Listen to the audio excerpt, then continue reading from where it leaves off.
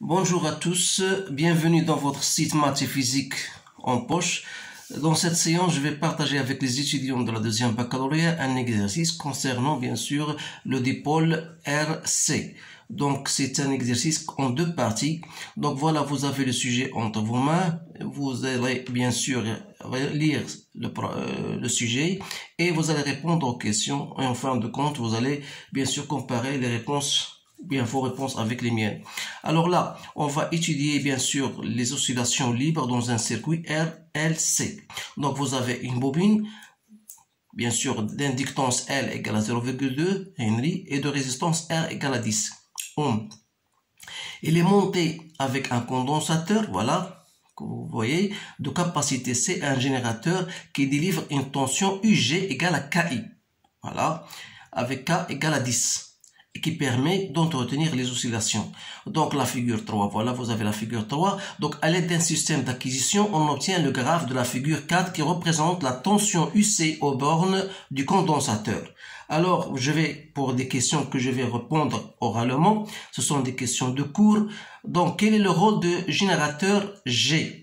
Donc voilà, la première question, quel est le rôle du générateur G? Vous savez bien sûr, d'après cette figure-là, vous avez bien sûr des oscillations qui sont périodiques, qui ont gardé bien sûr la même amplitude. Donc si généralement dans le cas contraire on n'a pas cette tension là, on va voir bien sûr dans le graphe des oscillations d'amplitude qui va s'affaiblir avec le temps. Donc le rôle du générateur n'est autre que pour garder cette tension bien sûr dans le même régime, c'est-à-dire un régime périodique, gardant la même amplitude, on doit mettre ce générateur-là, bien sûr.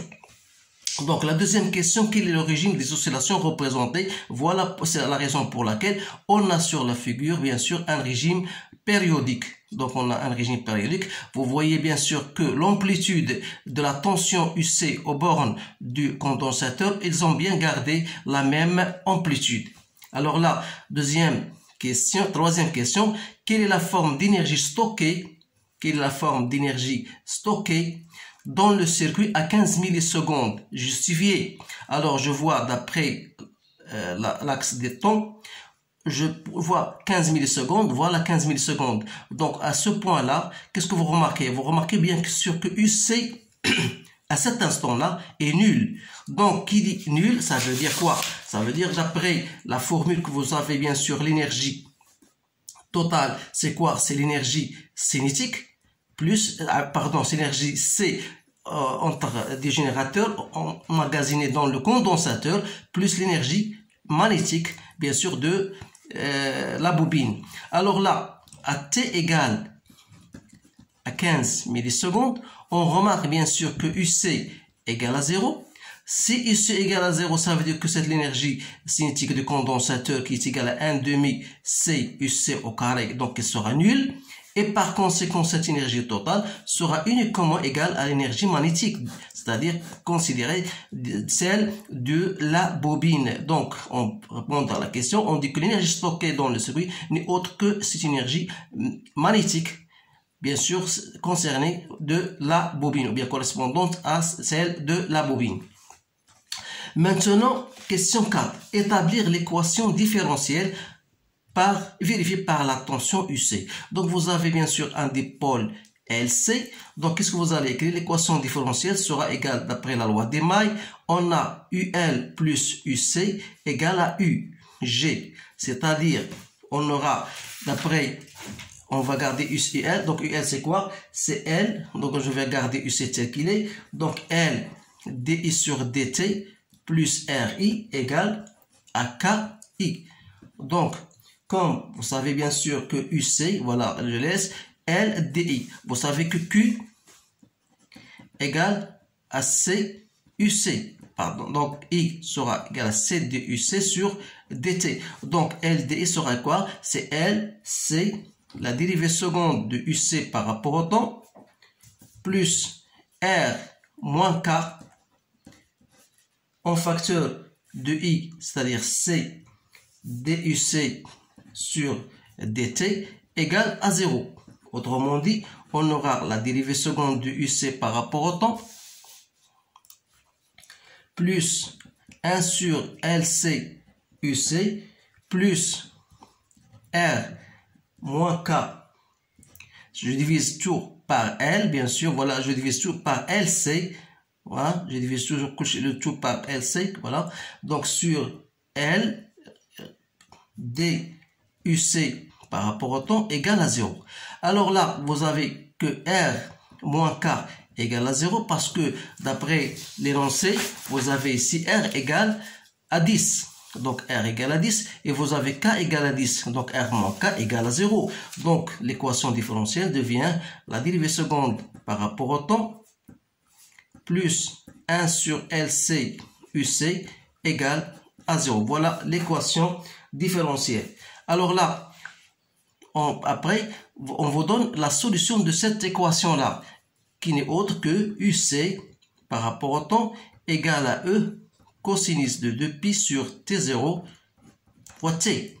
Alors, on vous demande de trouver l'expression de la période T0 en fonction de L et de C. Alors là, pour trouver l'expression de T0, il suffit de passer par l'équation différentielle. Donc, vous savez bien sûr que donc je dois chercher DUC par rapport au temps. Donc, qui n'est autre que moins, voilà, E. Donc, c'est E, la dérivée de cosinus, c'est moins sinus. Donc, voilà, depuis T0, sinus de pi sur T, T0 fois T. Alors, si je dérive une autre fois, une dérivée seconde, j'aurai toujours moins E, 2pi sur T0 avec 2pi sur T0, ce sera au carré. Ici, on n'a pas de T. Donc, on aura sinus, c'est cosinus de 2pi sur T0 fois T. Donc, vous remarquez bien sûr que ça n'est autre que moins 2pi sur T0 au carré fois UC. Donc, si on remplace dans l'équation, on aura moins 2pi sur T0 au carré UC plus 1 sur LC UC égale à 0. Ça veut dire, si je mets UC en facteur, donc il va rester 1 sur LC égale à 2pi sur T0 au carré. Donc, en passant par un racine, donc racine de LC sera égale à 2pi sur T0. Et en fin de compte, on aura T0 égale à 2pi racine de LC. Alors là, on a bien l'expression de T0 en fonction de L et de C. Maintenant, déterminer graphiquement la période T0. Alors, vous allez revenir tout simplement à votre graphique et vous remarquez que T0, voilà une période, de là à ce point-là, voilà T0. Donc, T0, ça correspond aux valeurs 60 millisecondes. Donc, je dis que T0 n'est autre que 60 millisecondes. Connaissant T0, alors on peut calculer bien sûr la valeur de la capacité C. Donc la valeur de la capacité C sera égale T0 au carré sur 4pi au carré sur L. Donc vous avez bien sûr tout ce que vous avez vous remplacez. Donc c'est 60 au carré. N'oubliez pas de convertir en secondes. Sur 4pi au carré, soit vous prenez à peu près au pi carré égale à 10, donc ça fait 40, que je multiplie par 0,2. Donc vous allez obtenir 360, 10 moins 6 farad. Bien sûr, moi j'ai pris pi au carré comme étant égal à 10. Alors normalement, si on ne vous donne pas la valeur de pi carré, vous allez effectuer votre travail, vos calculs avec 3,14. Maintenant, calculer la capacité, voilà, on a bien calculé la capacité. Montrer, c'est la dernière question, je pense, montrer pour la première partie, montrer qu'à l'instant t égale à t0 sur 4, l'énergie totale égale à ça. Donc, à t égale à t0 sur 4. Donc, je dois chercher où se trouve ce t0. Donc, voilà t0. Ça, c'est t0 sur 2. Donc, ça, c'est t0 sur 4. Donc, vous remarquez bien qu'en ce point-là, en ce temps-là, vous avez UC égale à 0. Ça veut dire que l'énergie emmagasinée dans le condensateur égale à 0. Et par suite, l'énergie totale sera non seulement et seulement égale à l'énergie emmagasinée par la bobine, c'est-à-dire c'est 1/2 L I au carré. Donc vous allez trouver EM, c'est 1/2 L I au carré. Donc c'est bien ça. Donc on vous dit de montrer que donc à T0 sur 4, donc T0 sur 4, voilà T0 sur 2, voilà T0 sur 4. Donc UC égale à 0, donc vous allez seulement, vous avez UC égale à 0. Donc si UC égale à 0, ça veut dire que l'énergie de emmagasinée dans le condensateur égale à 0. Et par suite, vous aurez, je ne sais pas comment ils ont trouvé ce résultat-là, donc c'est à T0 sur 4. L'énergie totale égale à 1/2 C au carré. Donc, vous savez que l'énergie totale n'est autre que l'énergie EC plus l'énergie emmagasinée dans la bobine. Alors, on tombe T0 sur 4, donc voilà T0, voilà T0 sur 2, voilà T0 sur 4. Donc, en ce point-là, UC égale à 0. Donc, si UC égale à 0, ça veut dire que l'énergie EC égale à 0. Il reste ET égale l'énergie magnétique. Donc, vous allez effectuer votre calcul. Donc, c'est 1/2 L I au carré. Donc, vous savez que Q égale à CUC. Donc, I, comment vous allez trouver ça? Je pense qu'il y a une petite erreur parce que si normalement, on a entre T0 sur 2, si je pense pas mal, il y a une erreur ici. Donc, si T égale à T0 sur 2, alors là, dans ce point-là, vous aurez UC, il est différent de 0. Mais s'il est différent de 0, ça veut dire que l'énergie magnétique, c'est elle qui est égale à 0. Il reste seulement, dans ce cas-là, ET égale à EC égale à 1/2 CUC au carré. C'est-à-dire, elle sera égale à l'énergie maximale dans le condensateur, c'est-à-dire 1/2 C E au carré. Voilà. Bien sûr, vous allez vérifier bien sûr cela. Je ne sais pas comment ceci est, parce que d'après la figure, je vois que en T égale à T0 sur 4, voilà T0 sur 2, voilà T0 sur 4. Donc UC, je vois qu'il est égal à 0. Donc si UC égale à 0, ça veut dire que l'énergie emmagasinée dans le condensateur égale à 0. Il reste une énergie magnétique. Alors on va passer à la deuxième partie. À la deuxième partie, la voilà. On vous donne l'étude énergétique du circuit RLC. Bien sûr, la partie 1 et la partie 2 sont indépendantes. Donc, pour connaître l'effet de la résistance d'une bobine sur l'énergie totale du circuit RLC, on élève à monter à T égale à 0 un condensateur de capacité C 2,5 microfarad. Initialement, changé avec la bobine, c'est-à-dire on a changé la bobine, on a initialement changé avec la bobine. Vous avez le condensateur et vous avez la bobine. Voilà la figure. Pour un dispositif adéquat, on visualise les variations d'énergie E et M en fonction du temps. Indiquez le régime des oscillations. Alors, je vais vous répondre à cette question oralement. Qu'est-ce que vous remarquez? Bien sûr, vous remarquez qu'il y a des oscillations dont l'amplitude, elle varie avec le temps, elle diminue avec le temps. Ça veut dire qu'on est, dans ce cas, dans un régime pseudo-périodique. Donc, voilà la réponse à cette question. Donc, bien sûr, cela est dû à l'existence de la résistance R. C'est voilà l'effet. Donc, l'effet d'une résistance sur l'amplitude c'est la diminution de l'amplitude de l'énergie, qu'il soit cinétique ou bien magnétique, qu'il soit entre les bornes du condensateur ou bien l'énergie aux bornes de la bobine. Maintenant, on suppose que T égale à T0. On suppose que T égale à T0.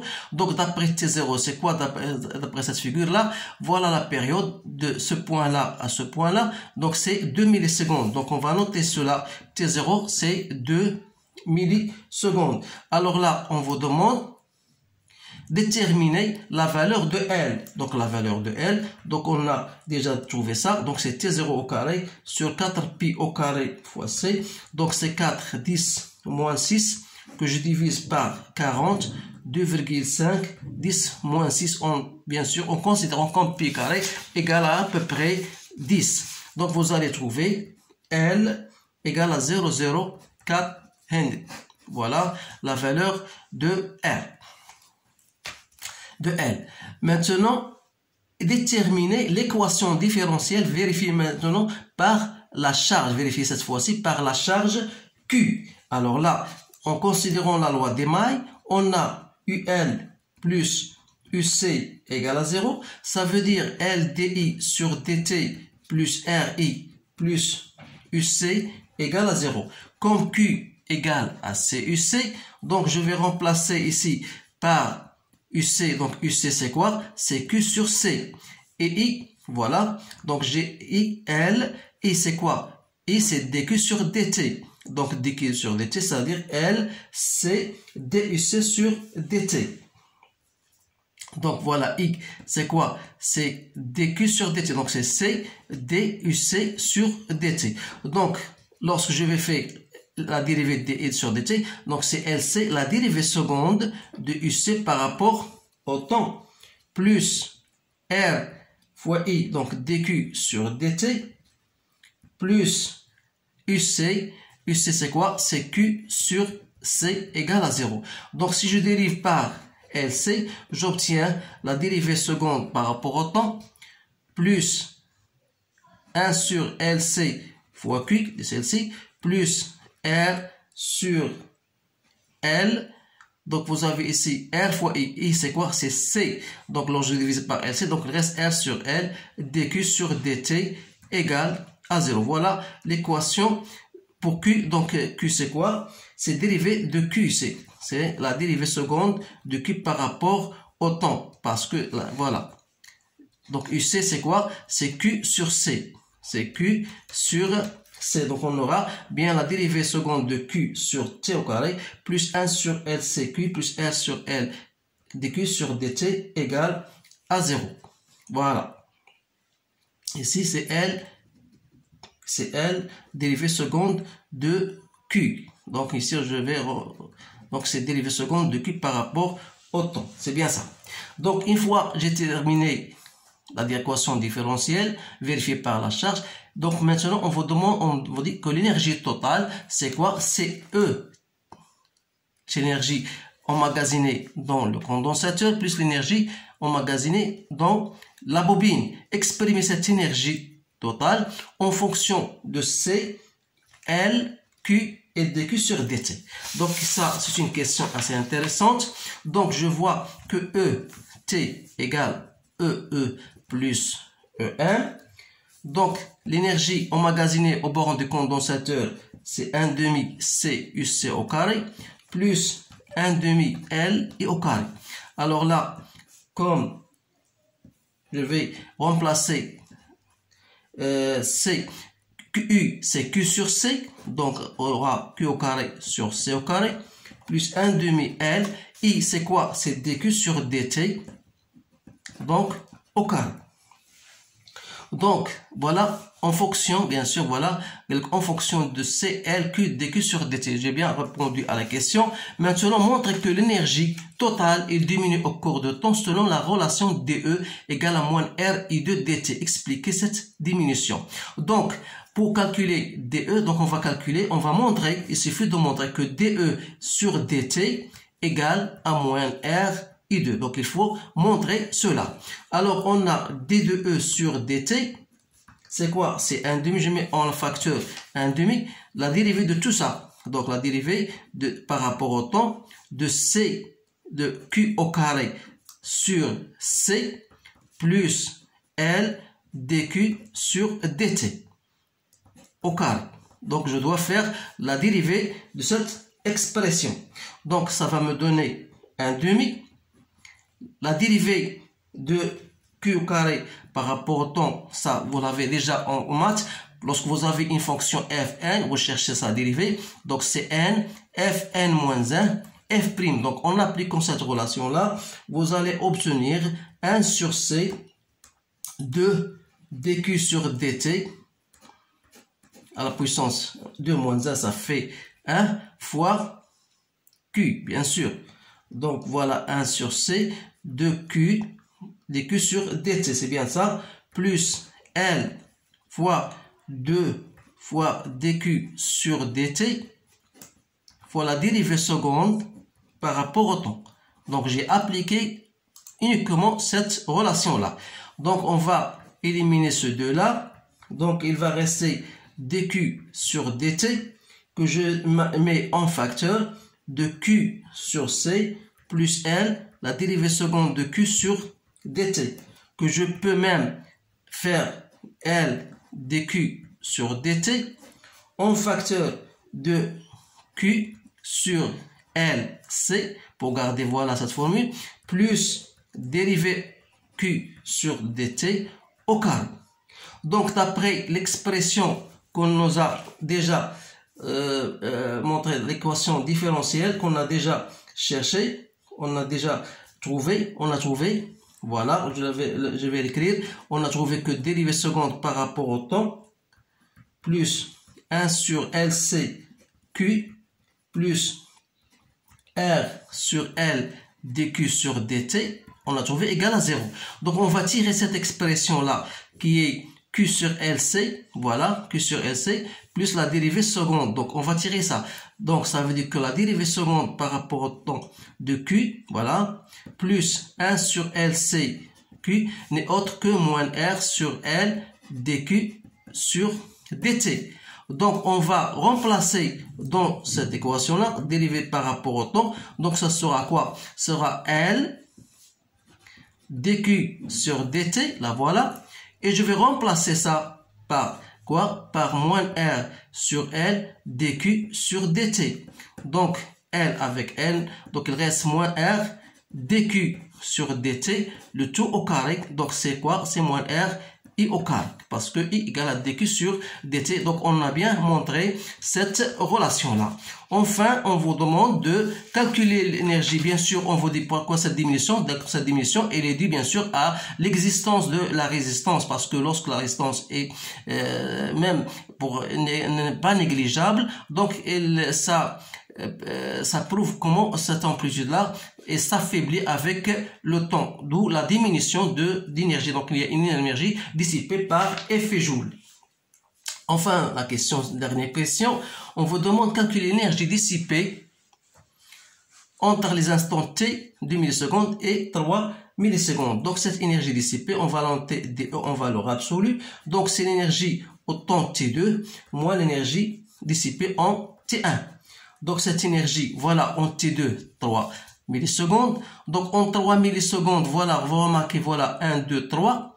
Donc qu'est-ce que vous remarquez? Voilà, il y a la courbe qui est celle de UC, de EC, et celle de EL. Donc vous remarquez bien que l'énergie ici est égale à 0. Donc il reste cette énergie-là qui correspond à, voilà, à 5, entre 5 et 10, il y a 5, donc 5 divisé par 2, c'est 2,5, ça donne 7,5. Donc c'est 7,5, cette énergie, moins l'énergie correspondant à T égale à 2 millisecondes. Donc 2 millisecondes, vous savez, ça, elle est nulle pour l'énergie correspondant à l'énergie magnétique de la bobine. Elle reste celle de condensateur qui est égale à 10. Donc voilà, 10. Donc ça va donner 2,5 millijoules. Voilà l'énergie dissipée, bien sûr, entre ces deux instants. Donc, je vous laisse, voilà, toujours essayer de stopper, bien sûr, toujours la vidéo. Et vous allez chercher vos questions, bien sûr. Donc, il y a seulement la question